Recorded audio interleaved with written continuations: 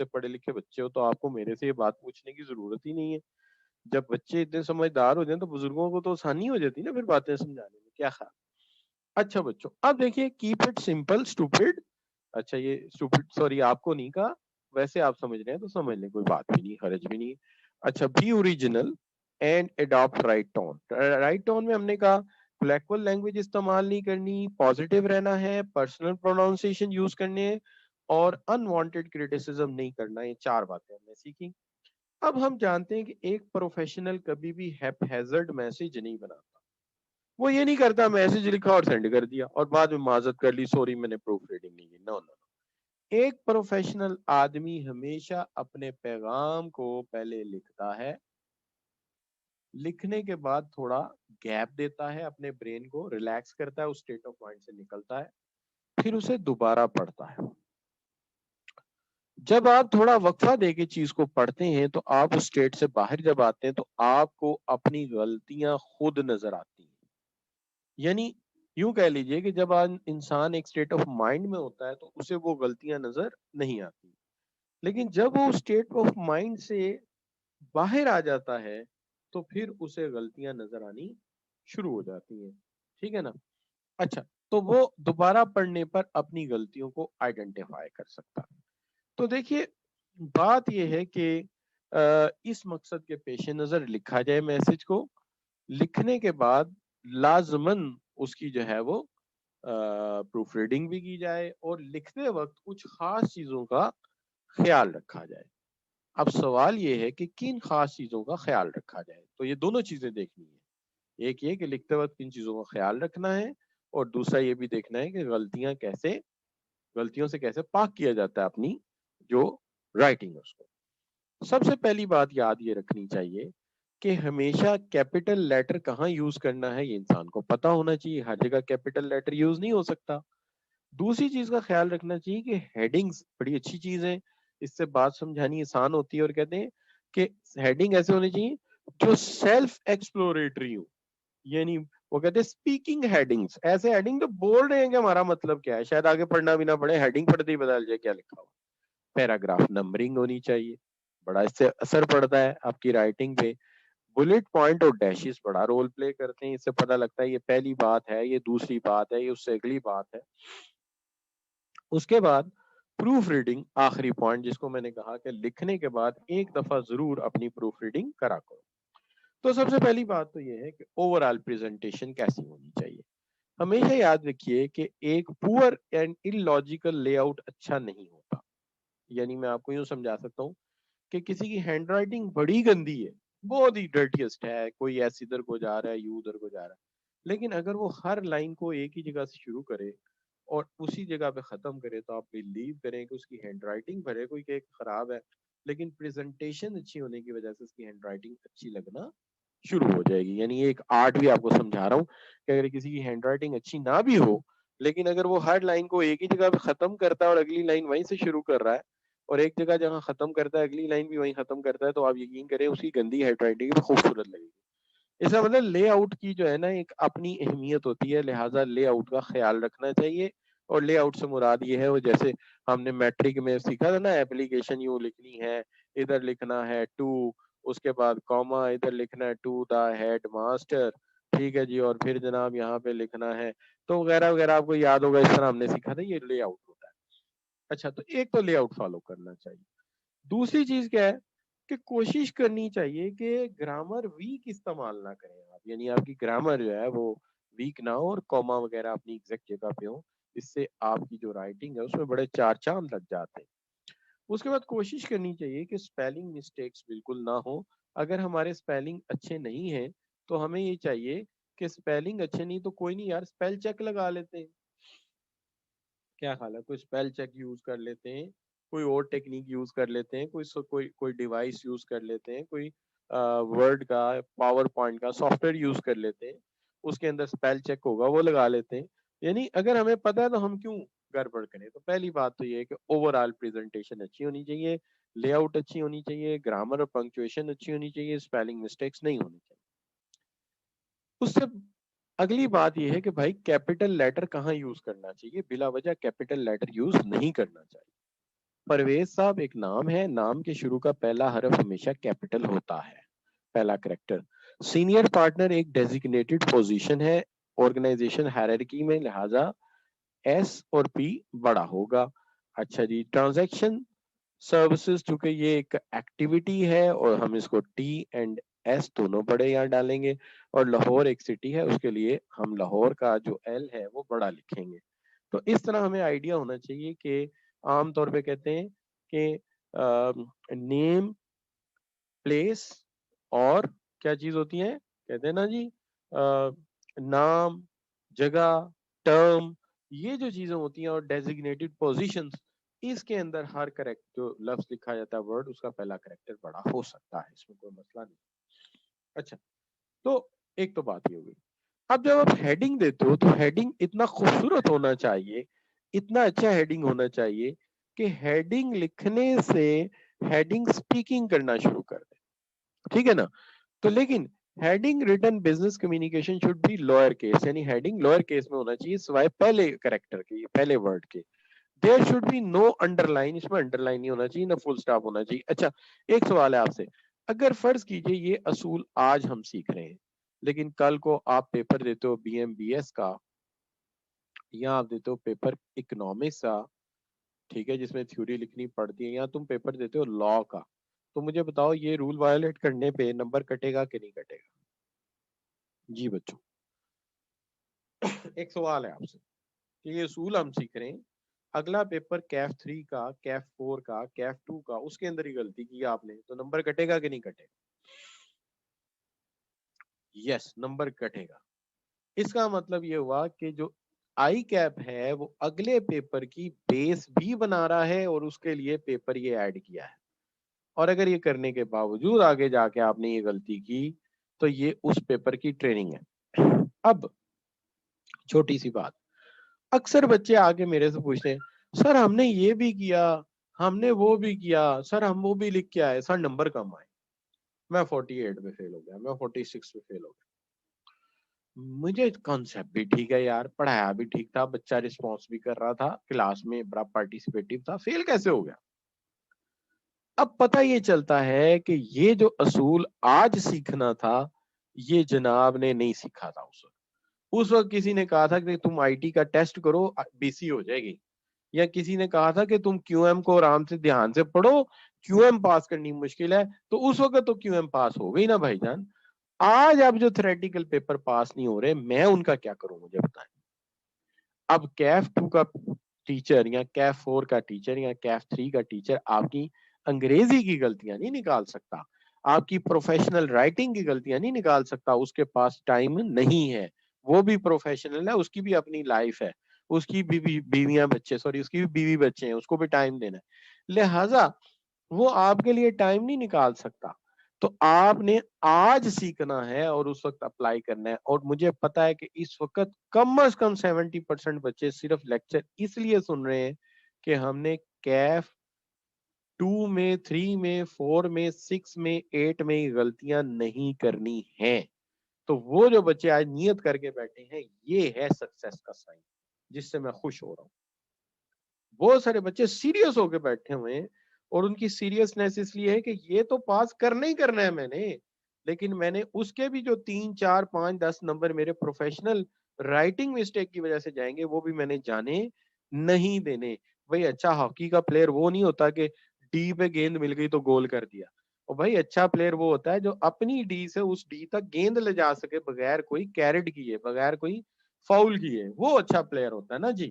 تو لہٰذا فاؤل سے بچنا ہے نا, یہ بھی تو ایک بات ہے, ہر فاؤل پہ ایک نمبر جاتا ہے, ہمیں تو پتا ہے نا. تو یہ چیز ہے.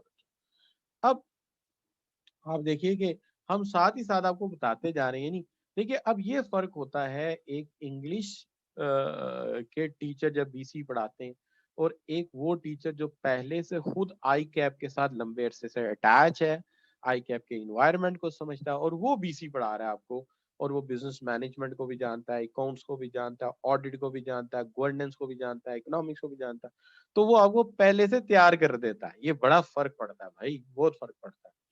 ہماری عام کالجز کی پریکٹس کیا ہے, میں نام نہیں لیتا, بہت سارے کالجز کیا کرتے ہیں, اچھا جی ایم اے انگلش کیا ہوا ہے, بزنس کمیونیکیشن پڑھا لیں گے, یہ لے کتاب پکڑے اور پڑھائیں. اور خدا کے بندوں کیوں ظلم کر رہے ہو لوگوں پہ؟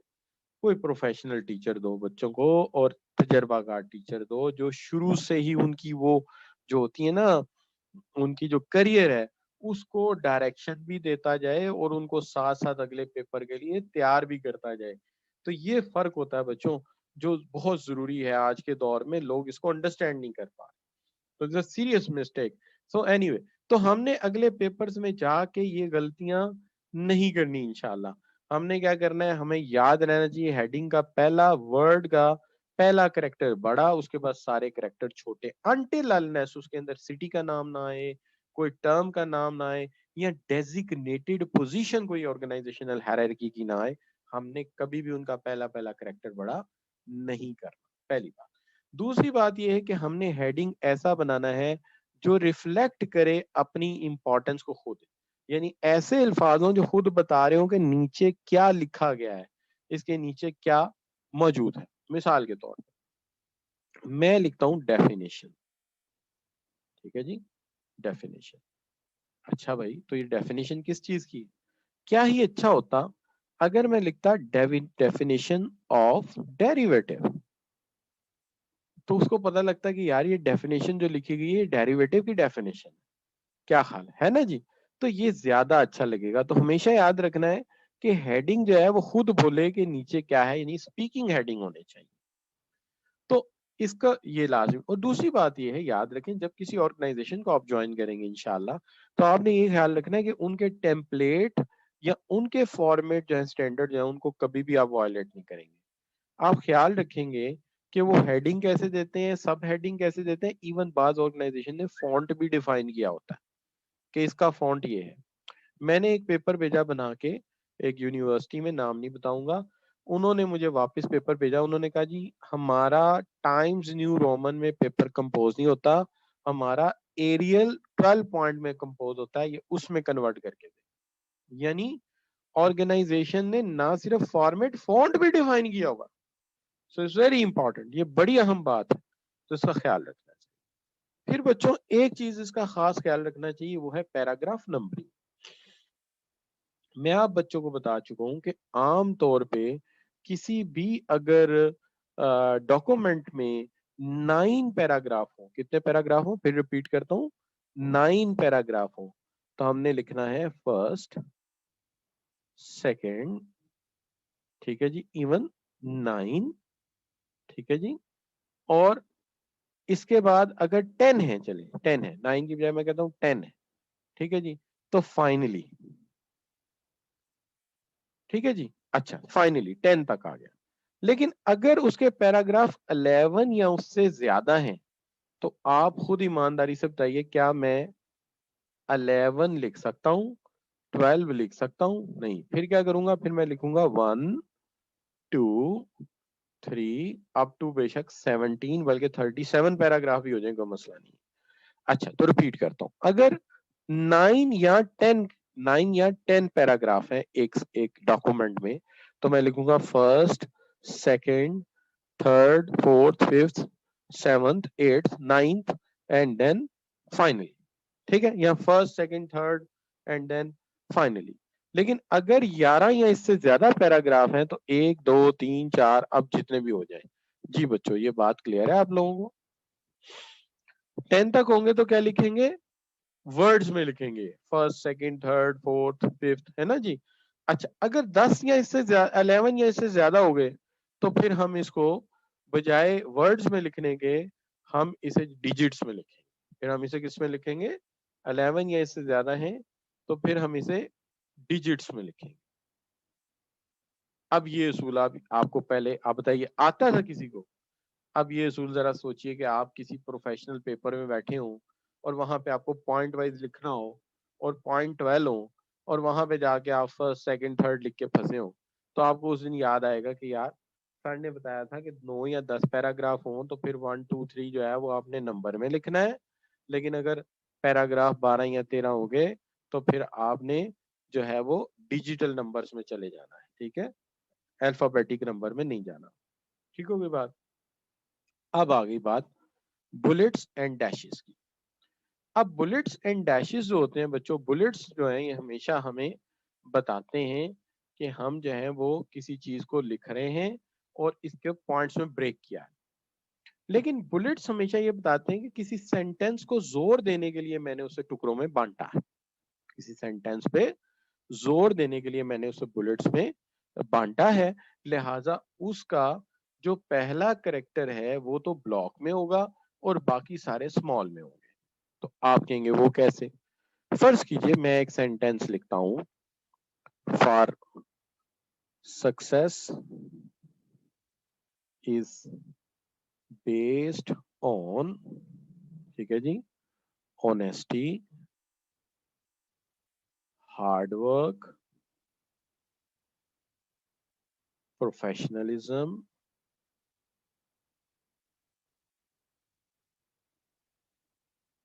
And determination.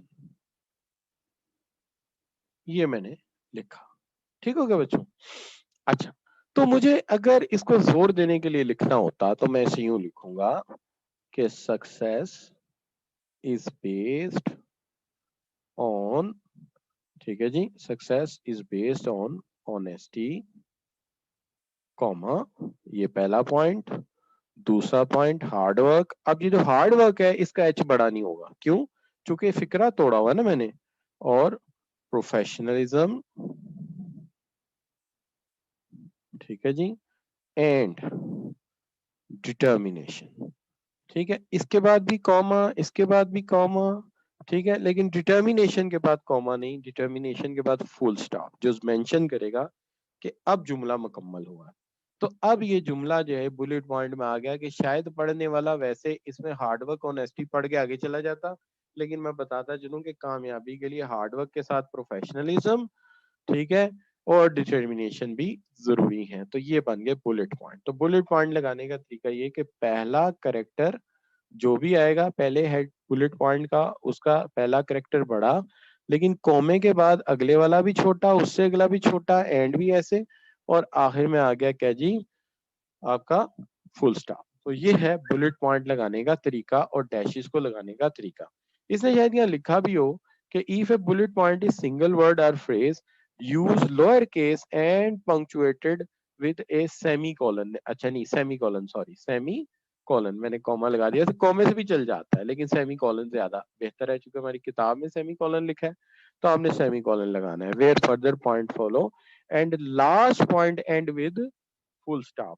تو یہ صحیح ہے، لاسٹ پوائنٹ فل سٹاپ سے، لیکن باقی سارے کومے سے بھی ہو سکتا ہے، لیکن چونکہ کتاب نے سیمی کولن کا ہے لہٰذا ہم نے سیمی کولن ہی لگانا ہے. اور ویسے پروفیشنل جو ہے جتنی بھی کتابیں ہیں آئی کیپ وغیرہ کی اس میں یہی سیمی کولن لگا ہوا ہے. باقی جرنلی یونیورسٹیز کوما بھی لگا دیتی ہیں لیکن آئی کیپ سیمی کولن ہی لگاتا ہے. تو یاد رکھنا ہے. ٹھیک ہو گیا بچوں؟ تو یہ بات کلیئر ہو گئی نا آپ کو؟ کلیئر ہو گئی تو جی لکھ کے انٹر کر دیجیے تاکہ مجھے کلیئر ہو جائے. ٹھیک ہے کہ کہیں کنفیوز تو نہیں کوئی کر گیا. تو سیمی کولن یاد رہے گا نا؟ سیمی کولن یاد رہنا چاہیے آپ کو. اچھا، تو یہ یاد رکھنا. اچھا، اب سوال یہ ہے کہ پروف ریڈنگ کیسے کرو گے؟ پروف ریڈنگ کے لیے بھی تو کچھ خاص باتیں میں نے بتائی ہیں. اچھا، پروف ریڈنگ کے لیے ہمیشہ یاد رکھیں کہ جب ایک ڈاکومنٹ ریڈی ہو گیا ہے تو اس کی پروف ریڈنگ فوراً نہیں کر لینی. ٹھیک ہے؟ اچھا پھر ایکسپلین کر دیتے ہیں، کوئی بات نہیں، یہ دوبارہ ایکسپلین کر دیتے ہیں. ایک جملہ ہے جس کو میں نے پوائنٹس یا بلٹس میں توڑا ہے، تو میں نے کیا کرنا ہے کہ پہلا جو اس کا کریکٹر ہے، اس کا پہلا جو اس کا ورڈ ہے اس کا پہلا کریکٹر بڑا، سکسیس از بیسڈ آن. اگلا جو ہے وہ آگے لے جانا ہے لیکن سیمی کولن لگا کے، لیکن اس کا پہلا کریکٹر چھوٹا. اس سے اگلے والا اس سے آگے لے جانا ہے، اس کا بھی پہلا کریکٹر چھوٹا. اور آخر میں اینڈ والا اس سے آگے لے جانا، اس کا بھی پہلا کریکٹر چھوٹا، اور آخر میں فل سٹاپ. اور ہر جگہ بریک وتھ سیمی کولن. اب ٹھیک ہو گیا بچوں؟ جی شاباش. امیر حمزہ کلیئر ہے؟ جی شاباش، ٹھیک ہو گئی بات. اچھا بچوں، اب پروف ریڈنگ کے لیے کیا کریں؟ پروف ریڈنگ کے لیے میں نے کچھ اصول آپ کو بتانے ہیں. وہ کیا بتانے ہیں؟ پہلی بات تو آپ کو یہ بتانی ہے کہ ہمیشہ یاد رکھیے کہ جب بھی پاور پوائنٹ یوز کریں یا ورڈ مائکروسافٹ ورڈ یوز کریں تو اس کا اسپیل چیکر آن کر لیں تاکہ جو اسپیلنگ کی غلطی ہے وہ ساتھ ساتھ ریکٹیفائی ہوتی جائے. ٹھیک ہے نا؟ تو خود بخود جو ہے بتا دے گا کہ یہاں پہ فارم کی جگہ فرام لکھنا ہے، یہاں یہ والے افیکٹ کی جگہ ایفیکٹ لکھنا ہے, تو کافی چیزیں ہمیں پتہ چلتی جائیں گی. ویسے دوسری چیز جو ہے اس کے اندر یہ کرنی چاہیے کہ جب آپ پروف ریڈنگ کر رہے ہیں تو جب ڈاکومنٹ مکمل کیا فوراً نہ کریں, بلکہ آپ اس کو رکھ دیں, تھوڑا سا بریک لیں یا کوئی اور کام کر لیں, تاکہ آپ کا اسٹیٹ آف مائنڈ یعنی آپ کی ذہنی جو سوچ ہے وہ چینج ہو جائے. جب ذہنی سوچ چینج ہو جائے گی تو آپ تھوڑے نیوٹرل ہو جائیں گے. نیوٹرل کا مطلب غیر جانبدار ہو جائیں گے, تو آپ اپنی غلطیاں خود نکال لیں. لیکن اس میں کوئی حرج بھی نہیں ہے اگر آپ اپنی جو ریٹن اسٹیٹمنٹ ہے وہ اپنے کسی کلیگ کو دے دیں کہ یار یہ ذرا ایک دفعہ پڑھ دو, تاکہ اس کی غلطیاں جو ہیں وہ ریکٹیفائی ہو جائیں. تو اس کی غلطیاں ریکٹیفائی ہو جائیں گی تو وہ بھی آپ کے لیے بہتر ہو جائے گا. تو ایک چیز یہ ہو سکتی ہے. اس کے بعد بات آ جاتی ہے incredibly difficult proofreading document of all of potential problems same time. کیا مطلب ہے؟ مطلب یہ ہے اگر آپ مجھے کہیں کہ سر یہ ایک دفعہ آپ ریڈ کریں اور ساری غلطیاں نکال دیں, بھائی پہلی ریڈنگ میں کوئی دنیا کا جو ہے نا انسان کمپیوٹر نہیں ہوتا ساری غلطیاں اکٹھی پکڑ لیں. پہلی ریڈنگ میں ایک کام کرو, پہلی ریڈنگ میں تم سینس اور لاجک کو سمجھو. ایک دفعہ ریڈنگ کر لی یعنی پہلا سائیکل سینس اور لاجک کا, دوبارہ پڑھو.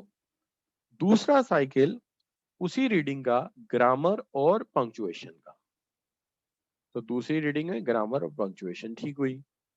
تیسری ریڈنگ میں لے آؤٹ اور سٹرکچر دیکھا گیا کہ اس کا لے آؤٹ اور سٹرکچر ٹھیک ہے.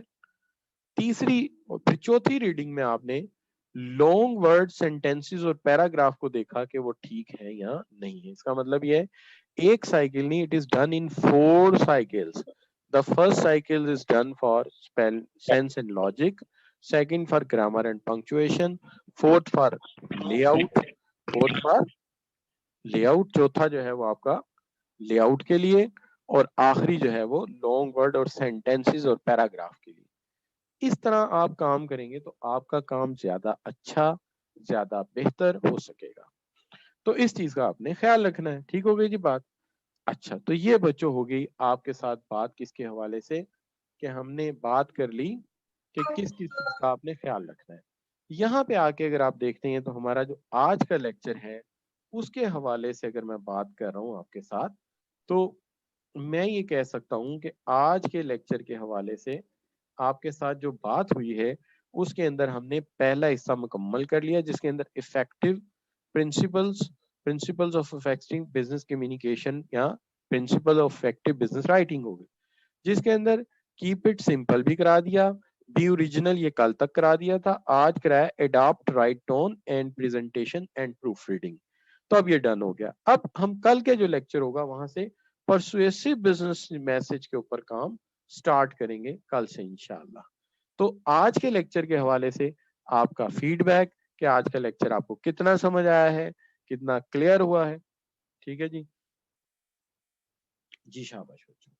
تو فرحت لطیف کہہ رہے ہیں کہ ہمیں 100% سمجھ آیا ہے. سائمہ بھی کہہ رہی ہیں, بخت زہرا بھی کہہ رہی ہیں, محمد سعید اس کو 2000% سے بھی ایڈ کر رہے ہیں, اور عمر منور جو ہیں وہ بھی 100% کہہ رہے ہیں, ظفر جو ہے 97 پہ ہیں, اور باقی بچوں کی بھی جو انڈرسٹینڈنگ ہے, آمنہ کی ہے, عشاء کی ہے, یہ بھی کوئی 100 کے قریب ہی ہے, اور محمد عمران اس کو بہت زیادہ ریٹ کر رہے ہیں ماشاءاللہ. باقی بچے بھی ایکٹیویٹی پارٹیسپیٹ کریں, ذہن لیکچر میں رکھیں, تو آپ یقین کریں یہ 2-4-5% آپ کو کم لگ رہا ہے, یہ بھی ٹھیک ہو سکتا ہے. تو انشاءاللہ سی یو ٹمارو, مزید موٹیویشن کے ساتھ, مزید محنت کے ساتھ ہم لیکچرز کو بہتر سے بہتر کریں گے, تاکہ آپ کی انڈرسٹینڈنگ بہتر سے بہتر ہوتی چلی جائے. Thank you very much for joining. اللہ حافظ. سی یو انشاءاللہ tomorrow with the next topic of this chapter. Thank you very much. Allah Hafiz.